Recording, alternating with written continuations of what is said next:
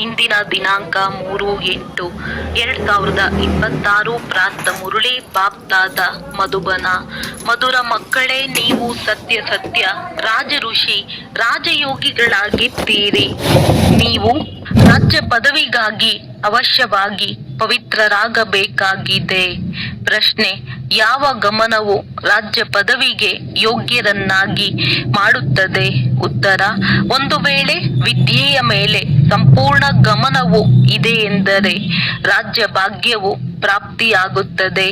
ತಂದೆಗೆ ಏನನ್ನು ತಿಳಿಸುವರೋ ಅದನ್ನು ಚೆನ್ನಾಗಿ ಕೇಳಿ ಧಾರಣೆ ಮಾಡಿರಿ. ತಂದೆಯು ತಿಳಿಸಿದರು ಮತ್ತು ಮಕ್ಕಳು ಕೇಳಿದ್ದೀರಿ ಅಂದ ಮೇಲೆ ರಾಜ್ಯ ಭಾಗ್ಯವು ಸಿಕ್ಕಿಬಿಡುವುದು.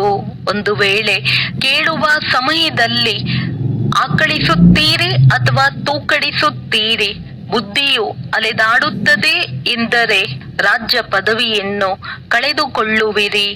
ಆದ್ದರಿಂದ ವಿದ್ಯೆಯ ಮೇಲೆ ಪೂರ್ಣ ಗಮನ ಕೊಡಿ. ಗೀತೆ: ನಾವು ಆ ಮಾರ್ಗದಂತೆ ನಡೆಯಬೇಕಾಗಿದೆ. ಓಂ ಶಾಂತಿ. ಆತ್ಮಿಕ ತಂದೆಯು ಆತ್ಮಿಕ ಮಕ್ಕಳ ಪ್ರತಿ ತಿಳಿಸುತ್ತಿದ್ದಾರೆ. ಇಂದು ಮಕ್ಕಳಿಗೆ ಹಠಯೋಗ ಮತ್ತು ರಾಜಯೋಗವನ್ನು ಕುರಿತು ತಿಳಿಸುತ್ತೇವೆ. ಮಕ್ಕಳಿಗೆ ಅರ್ಥವಾಗಿದೆ. ಅವರು ಏನೆಲ್ಲವನ್ನು ಕಲಿಸುತ್ತಾರೆಯೋ ಎಲ್ಲವೂ ಹಠಯೋಗವಾಗಿದೆ, ಏಕೆಂದರೆ ಅವರು ಕರ್ಮ ಸನ್ಯಾಸಿಗಳಾಗಿದ್ದಾರೆ. ವಾಸ್ತವದಲ್ಲಿ ಗೃಹಸ್ಥಿಗಳು ಹಠಯೋಗ ಕರ್ಮ ಸನ್ಯಾಸವನ್ನು ಕಲಿಯುವಂತಿಲ್ಲ, ಏಕೆಂದರೆ ಸನ್ಯಾಸಗಳದ್ದು ನಿವೃತ್ತಿ ಮಾರ್ಗವಾಗಿದೆ. ಆ ಧರ್ಮವೇ ಬೇರೆಯಾಗಿದೆ. ನಿಮ್ಮದ್ದು ದೇವಿ ದೇವತಾ ಧರ್ಮವಾಗಿದೆ. ಆ ದೇವಿ ದೇವತೆಗಳು ರಾಜಯೋಗದಿಂದಲೇ ರಾಜ್ಯವನ್ನು ಪಡೆದಿದ್ದಾರೆ. ನೀವೀಗ ರಾಜ ಋಷಿಗಳಾಗಿದ್ದೀರಿ. ಯಾರು ಪವಿತ್ರರಾಗಿರುವರೋ ಅವರಿಗೆ ಋಷಿಗಳೆಂದು ಹೇಳಲಾಗುತ್ತದೆ. ನೀವೀಗ ಪವಿತ್ರರಾಗಿದ್ದೀರಿ. ಒಂದು ವೇಳೆ ಪವಿತ್ರರಾಗಿರದಿದ್ದರೆ ಅವರಿಗೆ ಋಷಿಗಳೆಂದು ಹೇಳಲಾಗುವುದಿಲ್ಲ. ನೀವು ರಾಜ್ಯ ಭಾಗ್ಯವನ್ನು ಪಡೆಯುವುದಕ್ಕಾಗಿ ಪವಿತ್ರರಾಗುತ್ತೀರಿ. ಅವರು ರಾಜ್ಯ ಪದವಿಗಾಗಿ ಪವಿತ್ರರಾಗುವುದಿಲ್ಲ. ನಿಮಗೆ ತಿಳಿದಿದೆ, ಪವಿತ್ರ ಪ್ರಪಂಚದಲ್ಲಿ ನಮಗೆ ಪವಿತ್ರ ರಾಜ್ಯವಿತ್ತು. ಭಾರತದಲ್ಲಿಯೇ 5000 ವರ್ಷಗಳ ಮೊದಲು ದೇವಿ ದೇವತೆಗಳ ಪೂಜ್ಯ ಪವಿತ್ರ ಪ್ರವೃತ್ತಿ ಮಾರ್ಗವಿತ್ತು. ಈಗ ಪೂಜಾರಿ ಪತಿತರಾಗಿ ಬಿಟ್ಟಿದ್ದಾರೆ. ಹೇಗೆ ಪತಿತರಾದರು? 84 ಜನ್ಮಗಳ ಲೆಕ್ಕವಿದೆ ಎಲ್ಲವೇ. ತಂದೆಯು ಯಾವ ಸಹಜ ರಾಜಯೋಗವನ್ನು ಕಲಿಸುತ್ತಿದ್ದಾರೆಯೋ ಅವರೇ ನಿಮಗೆ 84 ಜನ್ಮಗಳ ಕಥೆಯನ್ನು ತಿಳಿಸುತ್ತಾರೆ. ಅನ್ಯ ಧರ್ಮದ ಬಗ್ಗೆ ಸನ್ಯಾಸ ಧರ್ಮದವರಿಗೆ ಏನು ಗೊತ್ತು? ಇದು ದೇವಿ ದೇವತೆಗಳ ಪ್ರಾಚೀನ ಧರ್ಮವಾಗಿದೆ. ಅದು ಕೊನೆಯಲ್ಲಿ ಬಂದ ಧರ್ಮವಾಗಿದೆ. ಏನು ಕಳೆದು ಹೋಗಿದೆಯೋ ಅದನ್ನು ಸನ್ಯಾಸಿಗಳು ತಿಳಿದುಕೊಳ್ಳಲು ಸಾಧ್ಯವಿಲ್ಲ.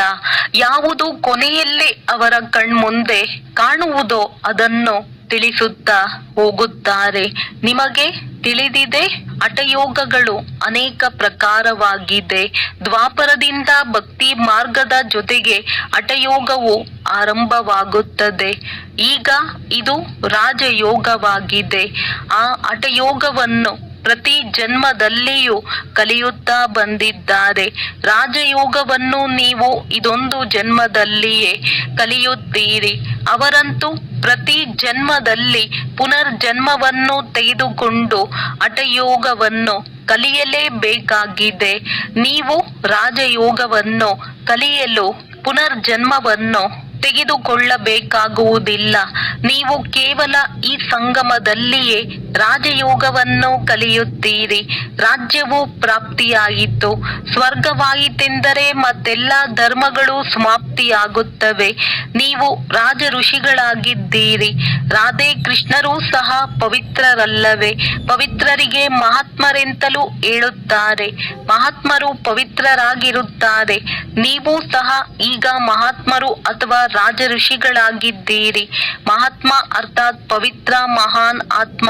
ಈ ಮಾತುಗಳು ಯಾವುದೇ ಶಾಸ್ತ್ರಗಳಲ್ಲಿಲ್ಲ. ಶಾಸ್ತ್ರಗಳಲ್ಲೂ ಕೊನೆಯಲ್ಲಿ ರಚಿಸಲ್ಪಡುತ್ತವೆ, ಕಥೆಗಳ ರೂಪದಲ್ಲಿ ಬರೆಯುತ್ತಾರೆ. ಯಾವುದು ಕಳೆದು ಹೋಗಿರುತ್ತದೆಯೋ ಅದನ್ನು ಕುಳಿತು ಆಟದಂತೆ ಬರೆಯುತ್ತಾರೆ. ಸತ್ಯವಂತೂ ಏನೂ ಇಲ್ಲ.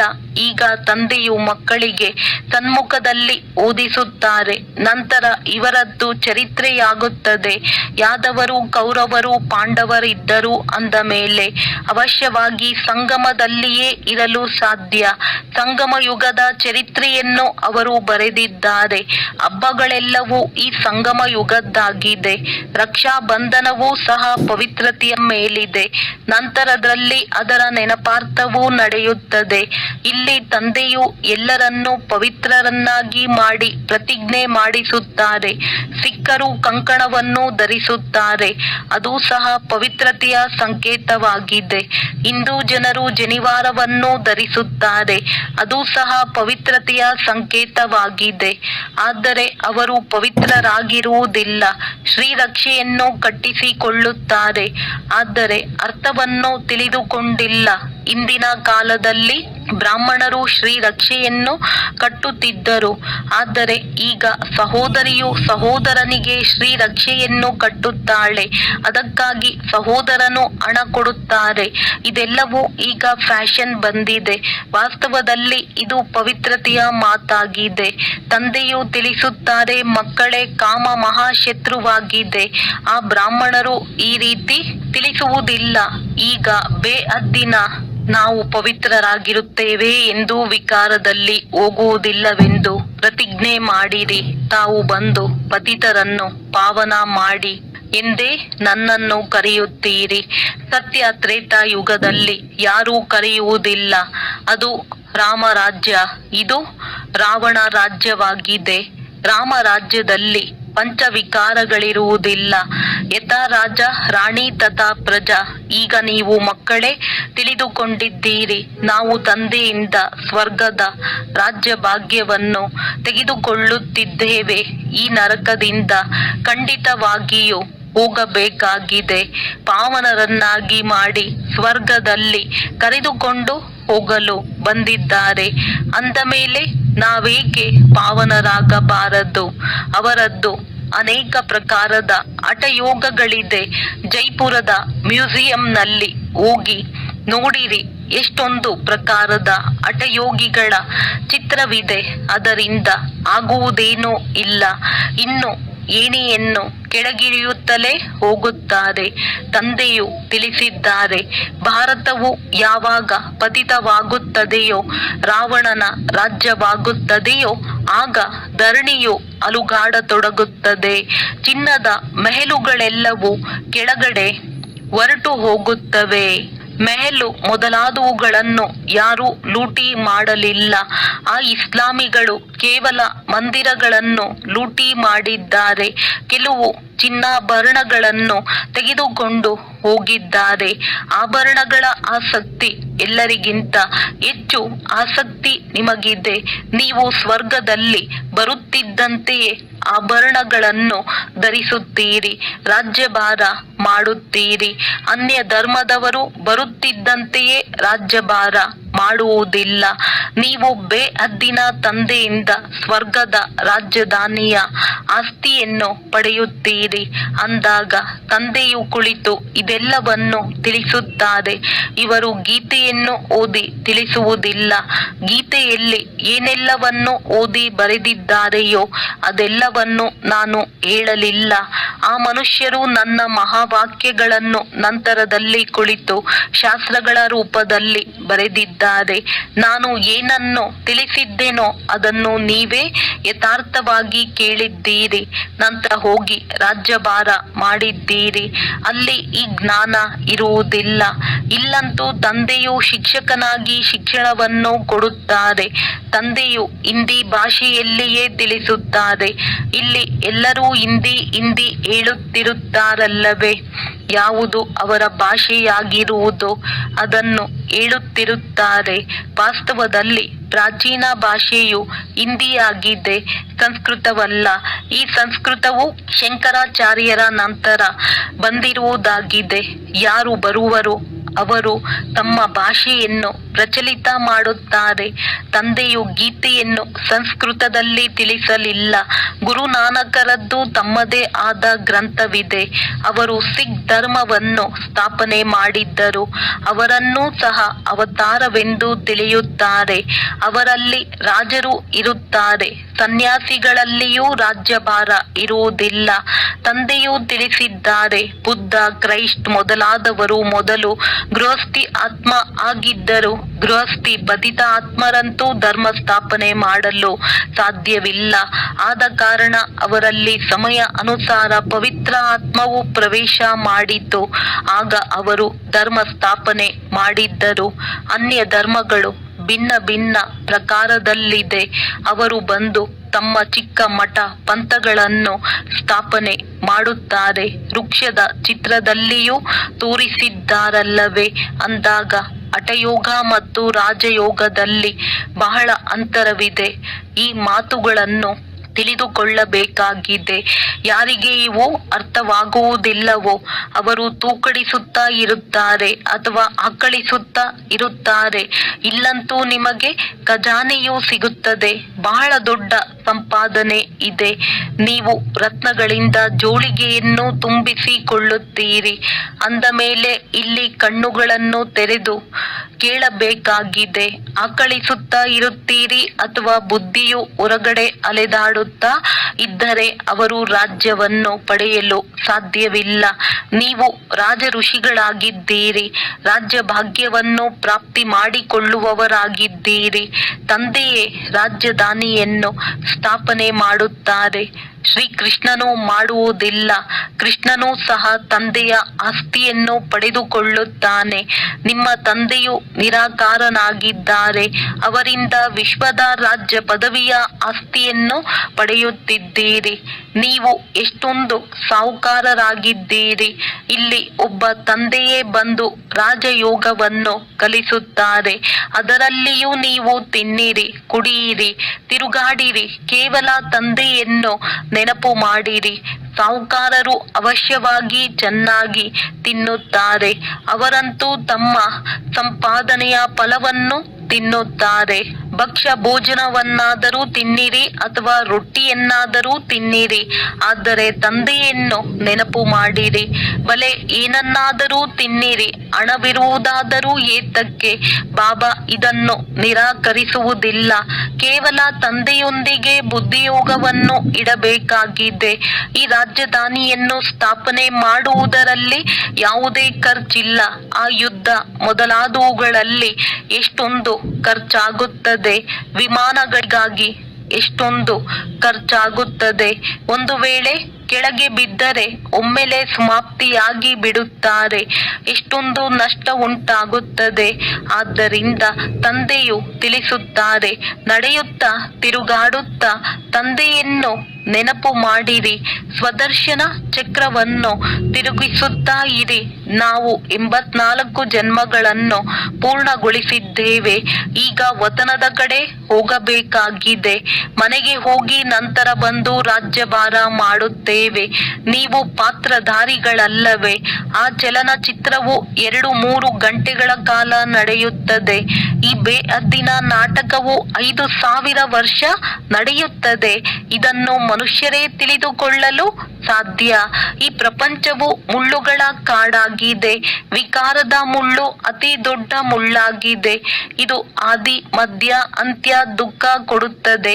2ನೇ ಮುಳ್ಳು ಕ್ರೋಧವಾಗಿದೆ. ಅದರ ಗುರುತು ಈ ಮಹಾಭಾರತ ಯುದ್ಧವನ್ನು ನೋಡಿರಿ. ಯಾವುದೇ ಮಾತಿನಲ್ಲಿ ಕ್ರೋಧ ಬಂದರೆ ಸಾಕು, ಕೂಡಲೇ ಬಾಂಬುಗಳನ್ನು ಹಾಕಲು ಆರಂಭಿಸುತ್ತಾರೆ. ಈಗಂತೂ ಇಂತಿಂತ ಬಾಂಬುಗಳನ್ನು ತಯಾರಿಸಿದ್ದಾರೆ. ಅದರ ಮಾತೇ ಕೇಳಬೇಡಿ. ಸತ್ಯಯುಗದಲ್ಲಿ ಯಾವುದೇ ಯುದ್ಧ ಇತ್ಯಾದಿಗಳಾಗುವುದಿಲ್ಲ.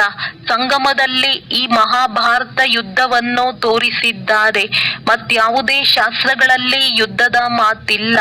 ಅಲ್ಲಂತೂ ನೀವು ಇಡೀ ವಿಶ್ವದ ಮಾಲೀಕರಾಗಿರುತ್ತೀರಿ. ಯುದ್ಧದ ಮಾತಿರಲು ಸಾಧ್ಯವಿಲ್ಲ. ಶಾಸ್ತ್ರಗಳಲ್ಲಿ ಅಸುರರು ಮತ್ತು ದೇವತೆಗಳ ಯುದ್ಧವನ್ನು ತೋರಿಸಿದ್ದಾರೆ. ಆದರೆ ದೇವತೆಗಳು ಅಹಿಂಸಕರಾಗಿದ್ದಾರೆ. ನೀವು ಯೋಗ ಬಲದಿಂದ ವಿಶ್ವದ ಮಾಲೀಕರಾಗುತ್ತೀರಿ. ಇದು ಶಾಂತಿಯ ಬಲವಾಗಿದೆ. ಇದರಲ್ಲಿ ನೀವು ಏನನ್ನೂ ಹೇಳುವಂತಿಲ್ಲ. ನೆನಪಿನ ಬಲದಿಂದ ನೀವು ತಂದೆಯಿಂದ ವಿಶ್ವದ ರಾಜ್ಯ ಭಾಗ್ಯವನ್ನು ತೆಗೆದುಕೊಳ್ಳುತ್ತೀರಿ. ಅಂತರವು ನೋಡಿ ಎಷ್ಟಿದೆ. ವಿಜ್ಞಾನದ ಬಲದಿಂದ ವಿನಾಶವಾಗುತ್ತದೆ. ಮತ್ತೆ ಅದೇ ವಿಜ್ಞಾನದಿಂದ ನೀವು ಸತ್ಯಯುಗದಲ್ಲಿ ಸುಖವನ್ನು ನೋಡುತ್ತೀರಿ. ವಿಜ್ಞಾನದಿಂದ ಅನ್ವೇಷಣೆ ಮಾಡುತ್ತಾರೆ, ಅದನ್ನು ಸುಖಕ್ಕಾಗಿಯೇ ಮಾಡುತ್ತಾರೆ. ವಿಜ್ಞಾನದವರು ಸಹ ಬಂದು ಜ್ಞಾನವನ್ನು ತೆಗೆದುಕೊಳ್ಳುತ್ತಾರೆ. ಪ್ರದರ್ಶನಿಗೆ ಎಲ್ಲರೂ ಬರುತ್ತಾರೆ. ಮುಂದೆ ಹೋದಂತೆ ಎಲ್ಲರೂ ಬರುವರು. ನಿಮ್ಮ ಈ ಶಾಂತಿಯ ಶಕ್ತಿಯ ಪ್ರಭಾವವು ಬೀರುವುದು.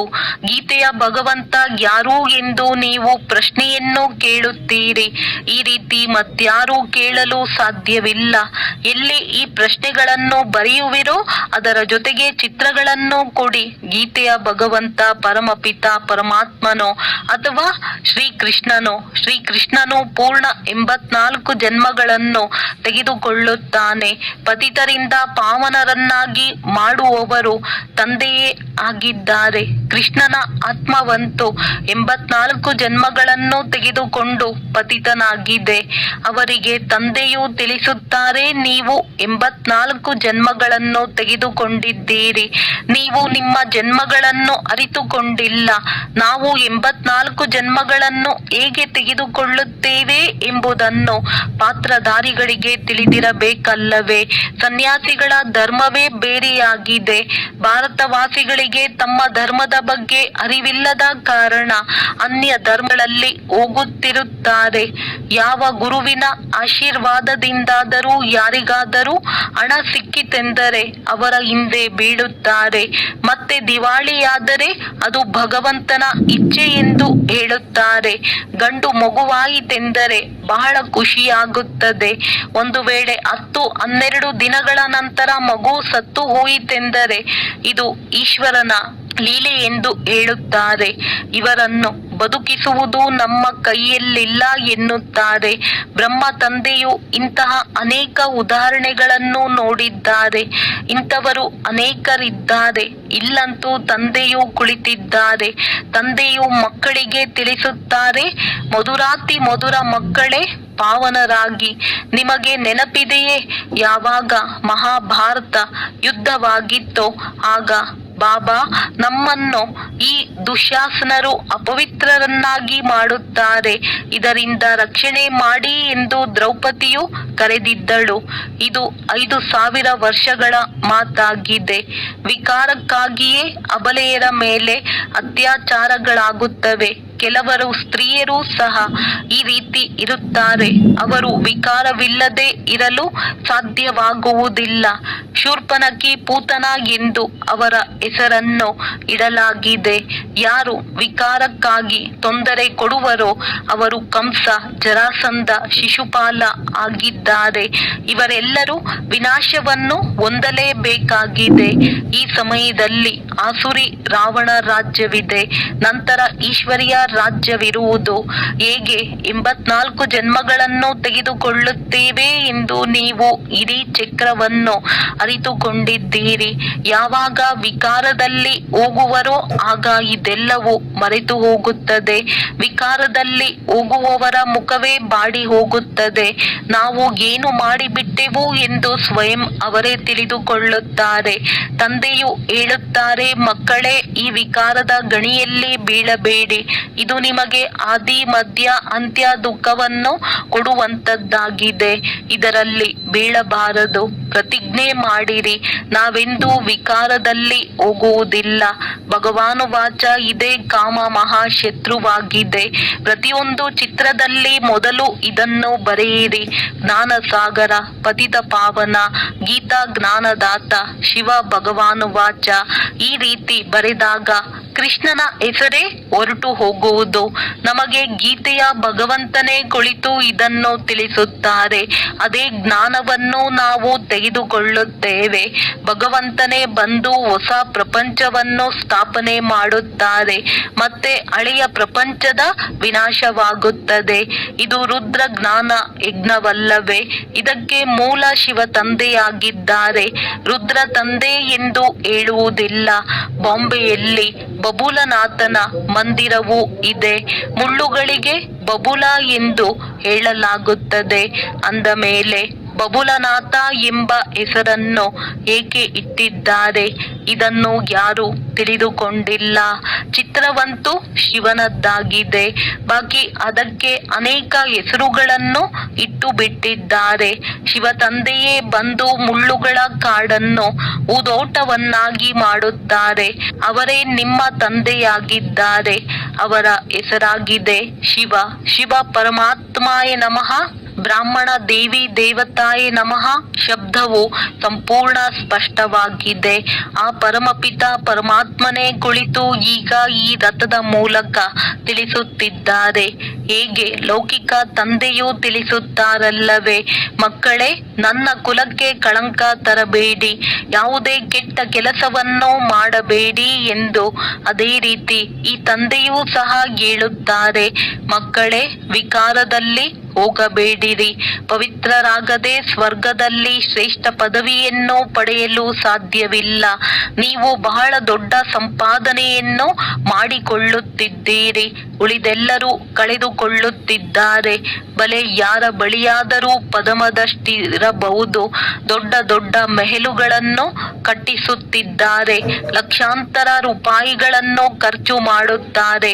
ಆದರೆ ನಿಮಗೆ ತಿಳಿದಿದೆ, ಇದೆಲ್ಲವೂ ಸಮಯದ ವ್ಯರ್ಥವಾಗಿದೆ. ಇದೇನೂ ಕೆಲಸಕ್ಕೆ ಬರುವುದಿಲ್ಲ. ಎಲ್ಲವೂ ಸಮಾಪ್ತಿಯಾಗಿ ಬಿಡುವುದು. ಇನ್ನು 10-12 ಸಾವಿರ ವರ್ಷಗಳು ನಡೆಯುತ್ತದೆ ಎಂದು ಅವರು ತಿಳಿದುಕೊಳ್ಳುತ್ತಾರೆ. ಆದರೆ ನಿಮಗೆ ಗೊತ್ತಿದೆ, ಮೃತ್ಯುವು ಸನ್ಮುಖದಲ್ಲಿ ನಿಂತಿದೆ, ತಲೆಯ ಮೇಲೆ ನಿಂತಿದೆ. ಸ್ವಲ್ಪ ಸಮಯದಲ್ಲಿಯೇ ಈ ಭೂಕಂಪ ಇತ್ಯಾದಿಗಳು ಆಗಿ ಎಲ್ಲವೂ ಡೋಲಾಯಮಾನವಾಗಿ ಆಗಿಬಿಡುವುದು. ಭೂಕಂಪದಲ್ಲಿ ಅಸಂಖ್ಯಾತ ಜನರು ಸಾಯುತ್ತಾರೆ. ಈಗಂತೂ ವಿನಾಶವಾಗಲೇಬೇಕಾಗಿದೆ. ವಿನಾಶದ ಸಾಕ್ಷಾತ್ಕಾರ ಮತ್ತು ಸ್ಥಾಪನೆಯ ಸಾಕ್ಷಾತ್ಕಾರವನ್ನು ನೋಡಿದ್ದೀರಿ. ಈಗ ಮತ್ತೆ ಈ ಸ್ಥೂಲ ಕಣ್ಣುಗಳಿಂದ ನೋಡುತ್ತೀರಿ. ಭಕ್ತಿ ಮಾರ್ಗದಲ್ಲಿ ಏನೆಲ್ಲವನ್ನೂ ಮಾಡುತ್ತಾರೆ. ಆದರೆ ಯಾರೂ ವೈಕುಂಠದಲ್ಲಿ ಹೋಗಲು ಸಾಧ್ಯವಿಲ್ಲ.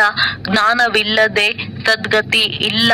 ಇವೆಲ್ಲವೂ ಭಕ್ತಿ ಮಾರ್ಗದ ಗೊಂಬೆಗಳಾಗಿವೆ. ಒಳ್ಳೆಯದು. ಮಧುರಾತಿ ಮಧುರ ಅಗಲಿ ಹೋಗಿ ಮರಳಿ ಸಿಕ್ಕಿರುವ ಮಕ್ಕಳ ಪ್ರತಿ ಮಾತ್ಪಿತಾ ಬಾಪ್ ದಾದಾರವರ ನೆನಪು, ಪ್ರೀತಿ ಹಾಗೂ ಸುಪ್ರಭಾತ. ಆತ್ಮಿಕ ಮಕ್ಕಳಿಗೆ ಆತ್ಮಿಕ ತಂದೆಯ ನಮಸ್ತೆ. ಧಾರಣೆಗಾಗಿ ಮುಖ್ಯ ಸಾರ: ಕುಲ ಕಳಂಕಿತ ಮಾಡುವಂತಹ ಯಾವುದೇ ಕೆಟ್ಟ ಕೆಲಸವನ್ನು ಮಾಡಬಾರದು. ತಮ್ಮೊಂದಿಗೆ ತಾವೇ ಪವಿತ್ರರಾಗುವ ಪ್ರತಿಜ್ಞೆ ಮಾಡಿಕೊಳ್ಳಬೇಕಾಗಿದೆ. ಈಗ ತಮ್ಮ ಹಣ ಸಮಯವನ್ನು ವ್ಯರ್ಥವಾಗಿ ಕಳೆಯಬಾರದು. ಹೂದೋಟದಲ್ಲಿ ಹೋಗುವುದಕ್ಕಾಗಿ ಮುಳ್ಳುಗಳನ್ನು ತೆಗೆದು ಹಾಕಬೇಕಾಗಿದೆ.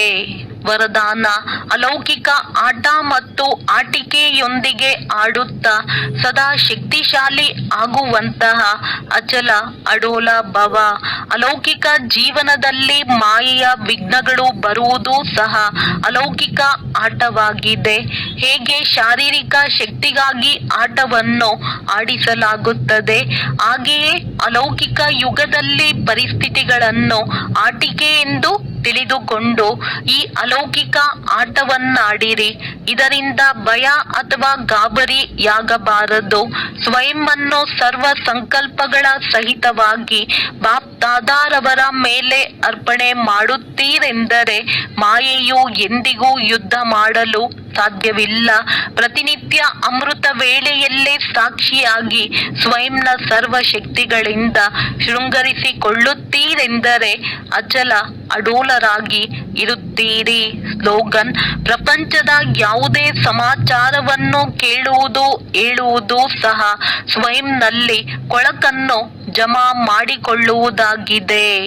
ಅವ್ಯಕ್ತ ಸೂಚನೆಗಳು: ಅಪವಿತ್ರತೆಯ ಬೀಜವನ್ನು ಸಮಾಪ್ತಿ ಮಾಡಿ ಸಂಪೂರ್ಣ ಸ್ವಚ್ಛ ಆಗಿರಿ.